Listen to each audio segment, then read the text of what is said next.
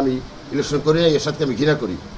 আসলে একমাত্র অফিসার যে পাকিস্তান আর্মিতে যারা বাঙালি অফিসার এই দেশে আসার জন্য বা স্বাধীনতা সবাই কথা বলতো, তাদের বিচার করার জন্য একটা কোর্ট মার্শাল কোর্ট সেই কোর্টের চেয়ারম্যান ছিল লেফটেন্যান্ট কর্নেল হোসেন মোহাম্মদ এরশাদ। তারপর 72 সনে একটা আইন হয়েছিল বঙ্গবন্ধুর আমলে, যে পাকিস্তান আমলে কোনো অফিসার যদি পূর্ব পাকিস্তানে যত ছুটিতে আসে এবং মুক্তিযুদ্ধে সামিল না হয়, তার চাকরি চলে যাবে। একমাত্র হোসেন মোহাম্মদ এরশাদ 71-এ এদেশে এসে আবার চলে গেছে, চাকরিতে বহাল রাখছে। এটা করেছে জেনারেল ওসমানী সাহেব, কারণ তার সে খাস লোক ছিল। এই জন্য এরশাদকে আমি মনে প্রাণে অদ্যবধি ঘৃণা করি। যারা জাতীয় পার্টি করে আমি তাদেরকেও ঘৃণা করি। গ্রাজই একটা যে আমাদের কোর্ট মার্শাল করতে পাকিস্তানে বসতো এবং এদেশে আসি মুক্তিযুদ্ধ জয়েন করার সুযোগ পেয়ে যুদ্ধ করে নাই। যাই হোক, এরশাদের সময় রাজনীতি করিনি। 90 সালে আমাদের নেতা আমাকে নিয়ে শেখ হাসিনার কাছে গেছে, মনে আছে ও ভাই? এবং বলছে যে তুমি আমৃত নবেশন করো। আমি সেখানে গেছিলাম। নেত্রী মুফতি হাসি বলল যে এক প্রার্থী আসছে আমার বাবার বাল্যবন্ধু, বিভিন্ন চিঠিপত্র নিয়ে গেছে মরহুম কুদ্দুস সাহেব, তাকে তো ওয়াদা করেছি। তা আমাদের আমার কী করবো?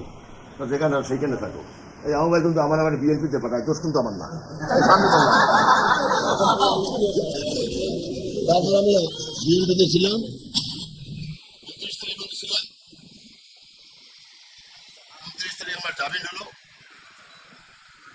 30 তারিখে আমার বাসায় একটা ফোন আসলো, হ্যাঁ উচ্চ কর্মকর্তা, কি ব্যাপার? প্রাইম মিনিস্টার আপনারা দেখা করতে চাই, আসেন। কয়টায়? 11টায়, বাদ দিয়ে 10:30। কী করবো? তাড়াতাড়ি প্যান্ট শার্ট পরে রওনা করলাম। একমাত্র আমার মিসেস বললাম এই যে প্রাইম মিনিস্টার ডাকছে। তো প্রাইম মিনিস্টার ডাকে তোমার কপাল করছে, তা এখানে বসে আছো, যাও।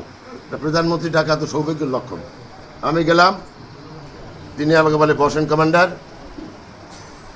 আপনি আমার দল করেন। আমি করতে পারি এক শর্তে। কী শর্ত? 15 আগস্ট আপনার 3 ভাই শহীদ হয়েছে, আপনি যদি আমাকে 4র্থ ভাই হিসেবে গ্রহণ করেন, আই সার্ভ ইউ। এবার দস্তখত করেন। এই দস্তখত করলাম, আমি জয়েন করলাম, আমার টিকিট দিয়ে দিলাম, চলে এলাম। পরে এসে আমি আবু ভাইকে হাসান ভাইয়ের সঙ্গে যোগাযোগ করছি, আবু ভাই এই কারণে। তাহলে আমি জানি, আমাকে সকালবেলা জিজ্ঞাসা করছে, সে সব জানে কিন্তু আমাকে বলে নেই। যাই হোক, আপনাদের সর্বকনিষ্ঠ সদস্য, আমার আগের যা দলবল ছিল অলরেডি কাঠালে তো আপনারা জানেন, সব নিয়ে আমি আওয়ামী লীগে যোগদান করিয়েছি।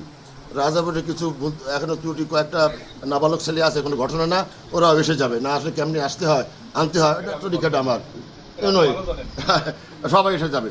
সো কাঠালিয়া রাজাপুরে ইন ফিউচার সেই ম্যান এক্সেপ্ট আওয়ামী লীগ কোনো পার্টি থাকবে না। এটা কিন্তু গায়ের জোর লাগবে না।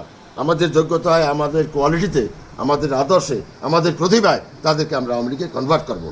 আপনাদের কাছে অনুরোধ, যেহেতু তারাও একটা বড় দল, অস্বীকার করার কিছু নাই, তাদের মধ্যেও জ্ঞানী গুণী লোক কিছুটা আছে। আপনারা সমন্বয় করে কাজ করেন, যাতে আপনাদের দল আরও বৃদ্ধি পায়, আরও সমৃদ্ধি লাভ করে। গুরুর হাত, নেত্রীর হাত যাতে আমরা সমৃদ্ধ করতে পারি। আমি আপনাদের সঙ্গে আসি, যতদিন গুরু অন্য কিছু না বলবে আপনারা আমার কাছে পাবেন।